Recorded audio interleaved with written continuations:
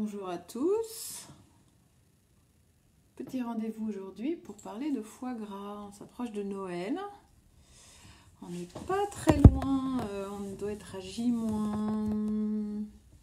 je sais pas, 16, quelque chose comme ça, 15-16. Et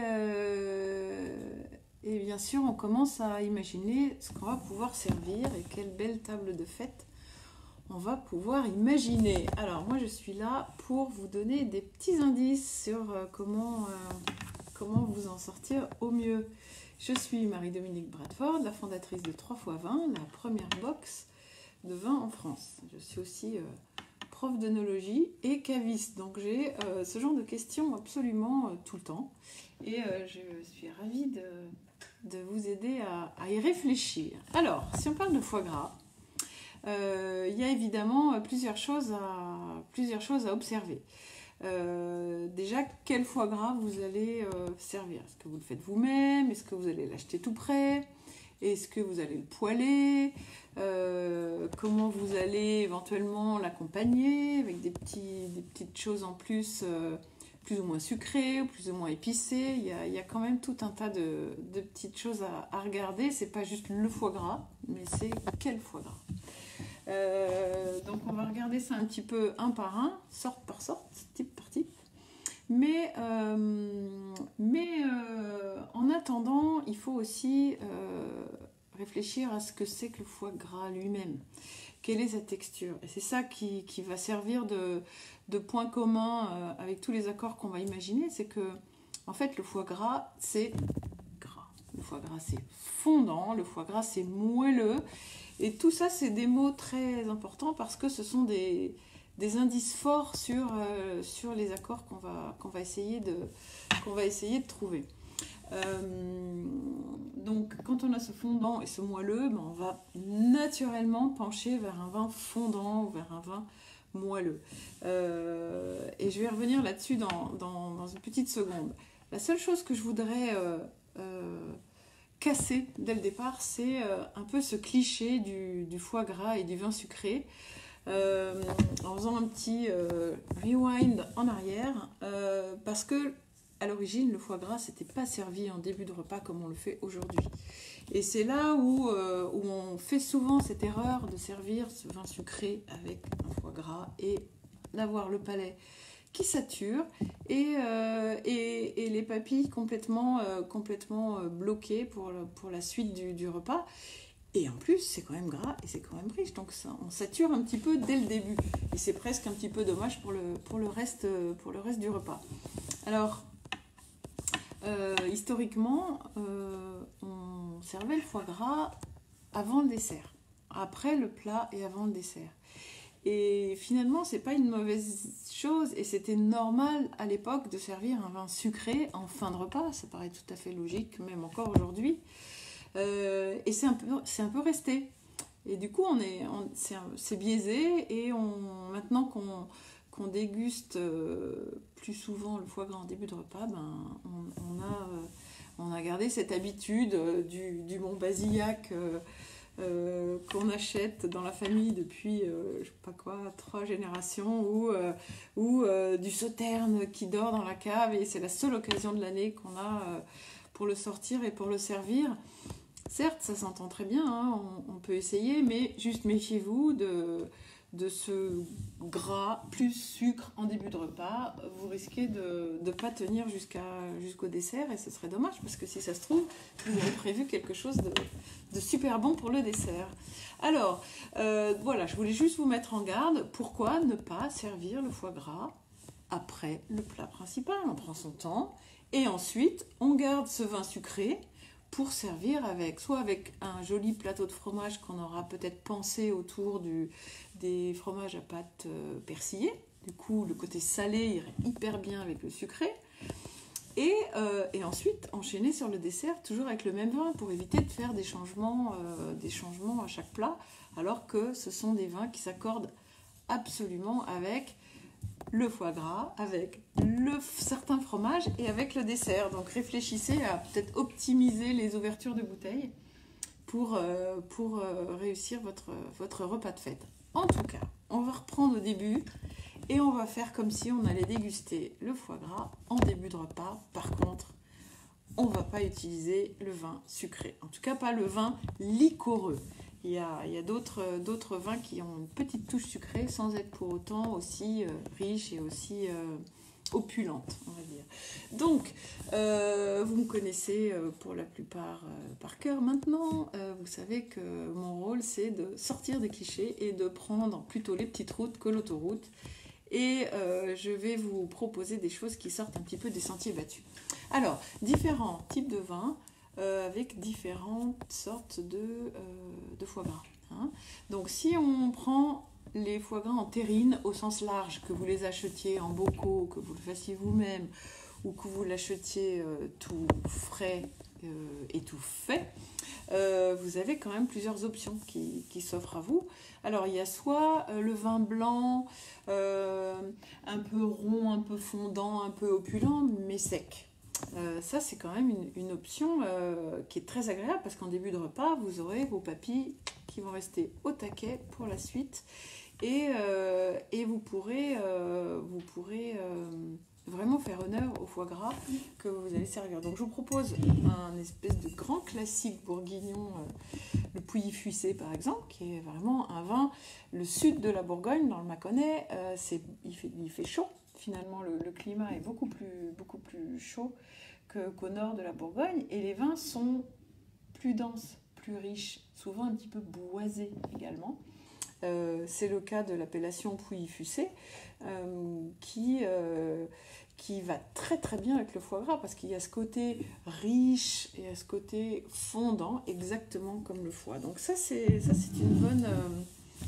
une bonne option de début de repas. Si vous préférez vraiment quelque chose d'un tout petit peu sucré, alors à ce moment-là, on va passer dans la catégorie demi-sec. On ne parle pas de moelleux, on ne parle pas de liquoreux. Ça, on va garder ça pour un autre exemple. Mais en tout cas, je peux facilement imaginer ce vin aussi, qui est produit en fait sur l'appellation Coteaux du Layon. On produit habituellement des vins liquoreux. Sauf que celui-ci, le domaine de l'Échalier, que je connais bien, que j'ai vu naître, quand ils se sont installés, hein, Geneviève et Nicolas se sont installés, et en fait, eux ont décidé de faire un vin blanc sec. Quand ils se sont installés dans cette région, ils n'avaient pas tellement l'expérience de faire des vins blancs moelleux ou liquoreux, donc ils se sont dit on va laisser la maturité des raisins aller jusqu'au bout et on va faire un vin blanc sec. Alors il y a un tout petit peu quand même de petite sucrosité, mais du coup avec le foie gras c'est absolument magnifique, et comme c'est un vin de Loire, il y a cette belle trame acide qu'on trouve dans tous les vins du nord de la France, hein, dans la partie nord, et qui va gommer un petit peu, déglacer la bouche à chaque bouchée. Et ça, c'est vraiment un excellent moyen de découvrir ce genre de vin et de se faire plaisir sans saturer. Voilà, exactement, sans saturation. Et ça, on en vend à la cave de 3x20. C'est une production absolument confidentielle. On a chacun une toute petite allocation annuelle et voilà, on ne peut pas la dépasser. C'est tout petit comme production. Mais personnellement, je trouve que ça va admirablement bien avec le foie gras, puisque personnellement, je n'aime pas les vins trop sucrés avec le gras. Donc voilà, ça c'est une bonne option. Alors c'est une sorte, hein. Ça peut être aussi bien un vin d'Alsace par exemple qui aurait juste un tout petit peu de surmaturité sans excès.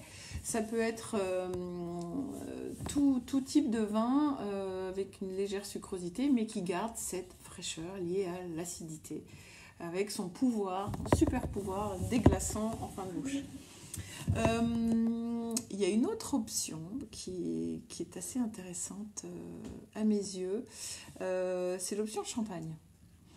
Et dans toutes les sortes de champagne qui existent, il y en a une qui est particulièrement idéale avec le foie gras, c'est les champagnes qui sont blancs de noir. Les blancs de noir, c'est ceux qui sont faits avec des raisins noirs, c'est-à-dire soit du pinot noir, soit du pinot meunier, soit les deux en assemblage. Et ça, c'est vraiment très agréable parce que ce sont des champagnes qui sont moins acides. Et du coup, il joue ce rôle un peu enveloppant, ce rôle plutôt gras, plutôt fruité finalement, qui va très très bien avec le foie gras. Et j'ai choisi de vous présenter la cuvée de réserve du Champagne Pouillon, Fabrice Pouillon, qui est maintenant aux manettes. Bon, je le connais depuis son père, hein, avant lui. C'est un domaine que je suis depuis très très longtemps. Ça fait seulement 6 hectares, mais on est dans la cour des grands. Clairement, on est absolument dans la cour des grands. Et cette cuvée de réserve est à 65% de pinot noir, ce qui lui donne un côté assez vineux. Les bulles sont très fines. Il y a une bonne proportion de vin de réserve qui lui donne en plus de la complexité. Et ça, c'est avec le foie gras de début de repas, voire même le foie gras à l'apéritif, si on veut le servir sur des petits toasts. Évitez quand même les toasts au pain d'épices parce que ça marque trop et ça fait encore trop d'arômes qui se perdent finalement. Mais voilà, ça c'est vraiment superbe. Il y a des vins de réserve et il y a ce côté peu acide qui va hyper bien avec le foie gras. Donc voilà pour les options, pour quelques options de vin blanc. Donc je récapitule, hein, un vin blanc rond et gras avec une certaine onctuosité mais sec. Donc un vin blanc, soit je vous ai proposé un Pouilly-Fuissé du sud de la Bourgogne, mais ça peut aussi être un vin de la vallée du Rhône.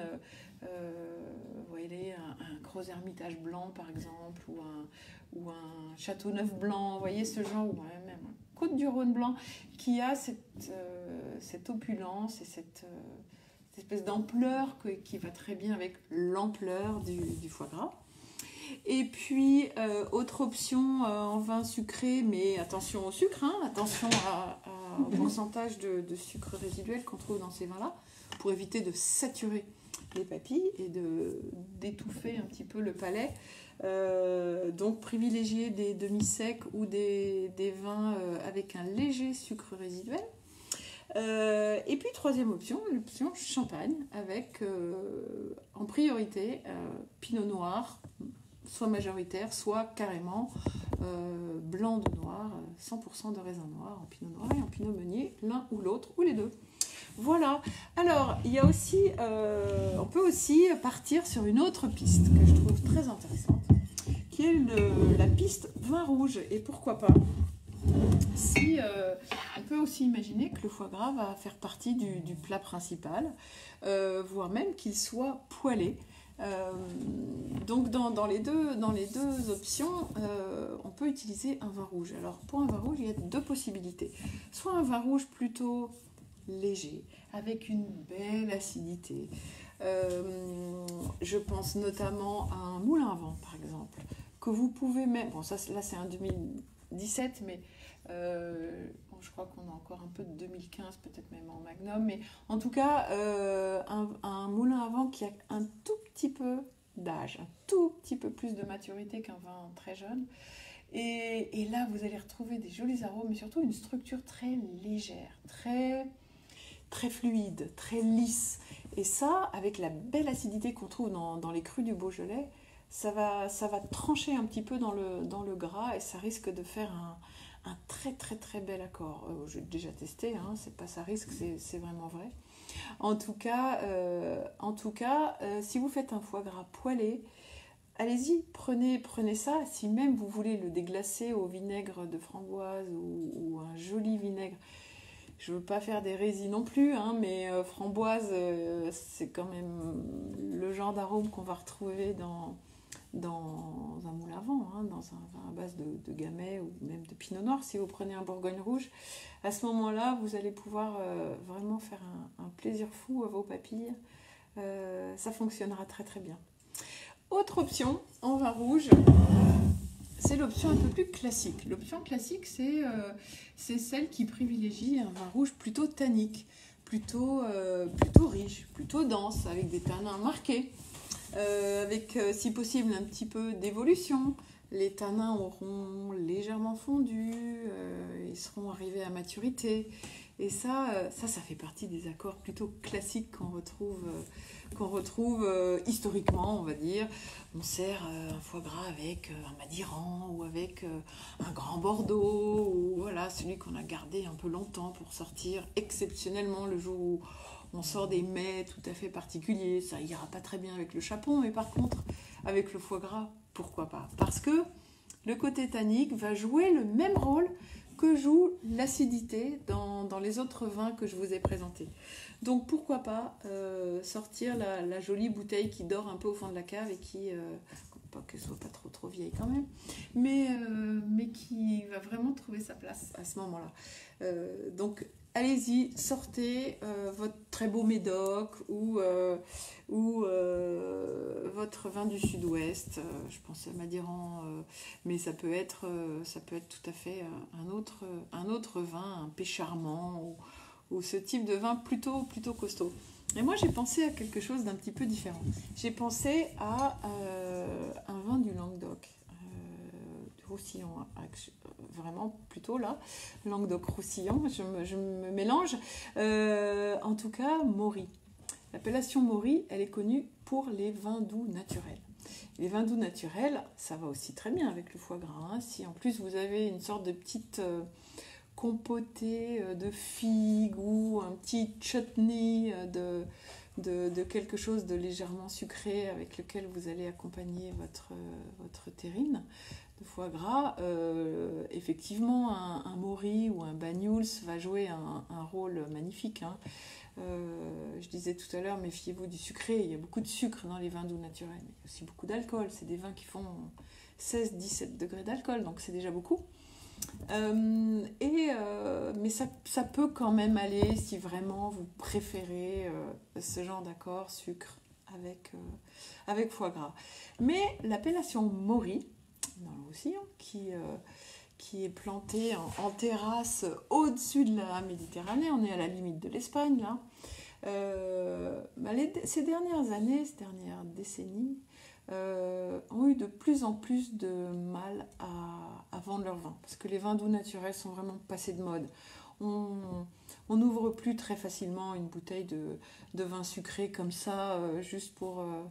je sais pas, au goûter, ou à une époque ça se faisait quand même beaucoup, mais là vraiment c'est plus du tout, c'est passé de mode, il faut le dire. Donc les vignerons de Maury ont décidé de postuler pour changer d'appellation et que l'appellation Maury sec voit le jour. Et du coup c'est arrivé, je crois que c'était en 2001, la date à laquelle Maury a pu faire du Maury sec. Et en fait, c'est un vin rouge normal, un vin rouge, on appelle ça tranquille, qui ne soit pas muté à l'alcool vinique neutre pour en faire un vin doux naturel, mais qui reste un vin rouge normal. Évidemment, ce sont des vins puissants, des vins plutôt tanniques, et comme je vous disais juste avant, ça peut jouer un super rôle de premier ordre avec le foie gras, parce que les tanins et la force, la vigueur, la structure d'un vin rouge plutôt puissant peut tout à fait jouer le rôle de casseur de gras finalement grâce aux tanins. C'est un peu les black blocs du foie gras, on pourrait dire ça comme ça. En tout cas, ce domaine, le domaine poudre rousse en Maury, fait également bien sûr des Maury en vin doux naturel, mais ce magnifique Maury sec que nous avons eu dans un des abonnements et chansons ces derniers temps, et c'est un 2016, donc il a ce côté très velouté, très poudré, mélangé à la vigueur qu'on peut trouver, puisque c'est du grenache, hein, grenache majoritaire. Voilà, donc ça peut être un excellent remplacement du médoc classique qu'on aurait pu trouver comme accord avec le foie gras. Alors, je crois qu'on a fait à peu près le tour.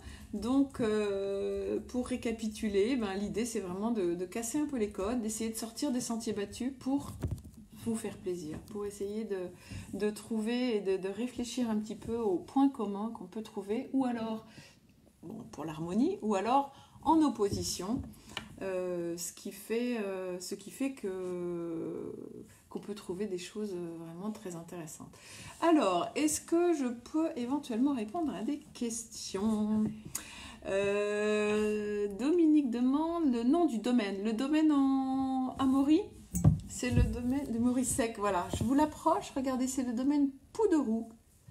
Mauricec, je vais vous montrer la contre-étiquette. Hein. C'est un vin bio, bien sûr, comme tout ce qu'on propose chez 3x20 ou presque quasiment. Voilà, très joli. C'est un vin qu'on vend 19,90 € à la cave de 3x20 et qui est absolument magnifique. Ça vous convient comme ça, Dominique? Vous avez vu? Voilà. Alors, il y a quelqu'un de l'équipe 3x20 aussi qui nous pose une question. Quel type de vin préférez-vous tester avec votre foie gras? Allez-vous tenter le vin rouge? Ça, c'est 3x20 qui pose la question aux gens qui nous écoutent. Eh bien, j'espère que vous allez être aventuriers parce que c'est vraiment ce qui nous anime chez 3x20, c'est d'essayer de vous faire réfléchir un peu, de vous faire sortir des sentiers battus. C'est ce qu'on fait dans tous nos abonnements. On trouve finalement assez rarement les grands classiques. Il y en a de temps en temps, hein, parce qu'il faut vraiment balayer tout ce qui existe. Mais moi, j'adore vous emmener avec moi à travers des choses plus originales. Voilà, sans pour autant trouver des choses bizarres. Hein. Il existe des vins un peu bizarres. C'est pas trop mon truc. En tout cas, le goût, c'est le plus important. Voilà. Eh bien, n'hésitez pas si vous avez des questions. De toute façon, ces lives sont enregistrés, donc vous pouvez continuer à poser des questions après. Et on y répond toujours très très très volontiers. Je vous en prie. Mon écran est inversé, on voit les étiquettes en miroir. Moi, j'en suis vraiment désolée. Ouais, je sais pas pourquoi. Je ne sais pas pourquoi. Alors, oui, je vois, vous avez raison de dire ça. Je vois même Bon, on va réfléchir pour la prochaine fois. Merci. Très bon. Donc, je répète, domaine Pouderoux en Mauricec. On va vous écrire ça en commentaire pour que vous puissiez le retrouver facilement. Alors, vous nous direz ce que vous avez choisi pour servir avec votre foie gras à Noël. J'aimerais bien savoir, ça m'intéresse, parce que j'aime bien aussi faire des tests moi-même. J'ai l'habitude de faire mon foie gras tous les ans. Cette année, on sera peut-être moins nombreux à le déguster en famille, mais je trouve que ça a vraiment un goût tout à fait particulier. Et je suis plutôt fan juste du poivre, du tour de poivre pour faire un petit peu réveiller les arômes et puis un tout petit peu de fleur de sel. Et j'aime bien tester des choses différentes. Et je crois que cette année, on ne dégustera pas dans la famille Bradford de foie gras en entrée. Ce sera plutôt un peu plus tard, voire même carrément à l'apéritif avec un petit trou avant de commencer le repas pour essayer d'éviter la saturation des papilles. Je remercie beaucoup Dominique Pellier de nous avoir mis le doigt sur ce problème de miroir. Alors voilà. Et puis je crois que c'est tout pour l'instant. Alors n'hésitez pas à continuer à nous poser des questions. Voilà, et bien, je vous souhaite une très bonne soirée. Je suis ravie d'avoir fait ce live avec vous. Il y en a d'autres. Pour l'instant, on est sur un rythme de tous les mercredis. En tout cas, mercredi prochain, ce sera avec les huîtres. Qu'est-ce que vous prenez avec les huîtres? Préparez vos questions. Et puis voilà, n'hésitez pas aussi à nous dire ce que vous avez envie qu'on vous raconte comme histoire de vin, pour qu'on puisse adapter les lives avec vos questions. Voilà, je vous souhaite une excellente soirée et je vous dis à très bientôt. Tentez, faites des essais et dites-nous ce que vous avez pensé. Ensuite, voilà, merci beaucoup. Je vous souhaite une très très bonne soirée. Je suis Marie-Dominique Bradford, la fondatrice de 3x20, la première box de vin en France qui vous emmène mois après mois à travers les petites routes et pas l'autoroute. Voilà, merci beaucoup, bonne soirée.